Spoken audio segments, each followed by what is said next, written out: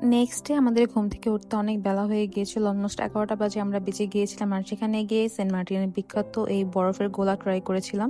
যতক্ষণ এই ভাইয়া গোলাটা বানাচ্ছিল আমরা দেখছিলাম যে আশেপাশে মানুষ খুবই কম, যদিও তার 1-2 ঘন্টার মধ্যে এখানে মানুষ দিয়ে পুরো ভরে গিয়েছিল, কারণ আমরা সিজনে গিয়েছিলাম। আর এখন তো অফ সিজনে সেন্ট মার্টিন যাওয়া কাইন্ড অফ ইম্পসিবলই বলা যায়। যাই হোক, আমরা 2 ধরনের গোলা অর্ডার করেছিলাম, ঝাল আর মিষ্টি। আমার কাছে মিষ্টিটা তেমন একটা ভালো লাগেনি, তাই আমি এটা টেস্ট করে দিয়ে দিয়েছিলাম, আর ঝালটা হচ্ছে আমি খেয়েছিলাম। আর এই ঝাল গোলাটা তো বেশি মজা ছিল যে আমি একটা খাওয়ার পর আরো একটা নিয়েছিলাম। গোলা খাওয়ার পাশাপাশি আমরা দেখছিলাম এখানে তরমুজ বিক্রি হচ্ছে, আর সেখানে গিয়ে তরমুজ দামাদামি করছিলাম আমরা। সিজনের সময় সেন্ট মার্টিনের সবকিছুর দাম অনেক বেশি থাকে, আর ওরা তরমুজের দামটা অনেক বেশি চাচ্ছিল। যাই হোক, দামাদামি করে আমরা এই তরমুজটা নিয়েছিলাম। তরমুজটা খুবই মিষ্টি ছিল। তারপর আমরা কিছুক্ষণ প্রবালে হাঁটাহাঁটি করছিলাম। এই প্রবালে হাঁটার সময় আমরা এই জীবিত স্নেলস গুলো দেখেছিলাম। স্নেলস গুলো অনেক আস্তে ধীরে হাঁটছিল, বাট এখানে ফাস্ট ফরওয়ার্ড করে দেওয়ার কারণে ওদের মুভমেন্টটা বোঝা যাচ্ছে। তারপর এই বেবি লবস্টারটা দেখলাম। এই বেবি লবস্টারটা আশেপাশে মানুষের উপস্থিতি অনুভব করতে পেরে এই উঁচা পাহাড় থেকে লাফ দিয়ে নিচে পড়ে গিয়েছিল। যাই হোক, এখানে বেশ কিছুক্ষণ টাইম স্পেন্ড করার পর আমরা ব্যাক করছিলাম। আর ব্যাক করার সময় আমরা ডাব খেয়েছিলাম, ডাবটা খুবই মিষ্টি ছিল। দেন লাঞ্চ করে আমরা সন্ধ্যা দিকে বের হয়েছিলাম, শাড়ি টাড়ি পরে একদম সূর্যাস্ত উপভোগ করছিলাম ফিল্মি ওয়েতে। আর সেই দিনের সূর্যাস্ত খুব সুন্দর ছিল, একদিক দিয়ে সূর্য অস্ত যাচ্ছে আর একদিক দিয়ে চাঁদ উঠে গিয়েছে। এই জন্য এই মোমেন্টটা আমি ক্যাপচার করে রেখেছিলাম, দেখতে খুব আইসুদিন লাগছিল।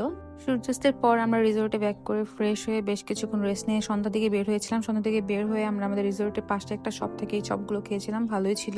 যেহেতু গরম গরম চপগুলো বানাচ্ছিল, সো ভালো ছিল। চপগুলো খেয়ে আমরা গিয়েছিলাম মাছের বাজারে মাছ দেখতে, যেহেতু রাতে আমাদের বারবিকিউ খাওয়ার প্ল্যান ছিল।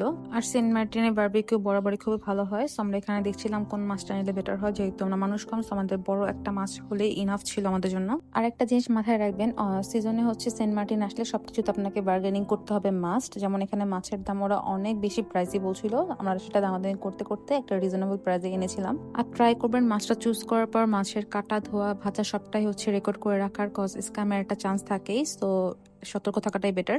মাছ চুজ করার পর আমরা এখানে লবস্টার দেখছিলাম, যদি লবস্টারটা বেশিটা ভালো ছিল না, তবু টেস্ট করার জন্য নিয়েছিলাম অল্প একটু লবস্টার। আমরা সবগুলো আইটেম চুজ করার পর তাদের কাটা, ধোয়া, ভাজা সবটাই আমরা ভিডিও করেছিলাম। যাই হোক, টাইম মতো আমাদের খাবার এসে পড়েছিল, আর আমরা বারবিকিউর সাথে পরোটা নিয়েছিলাম, যেটা খুবই ভালো লাগছিল খেতে।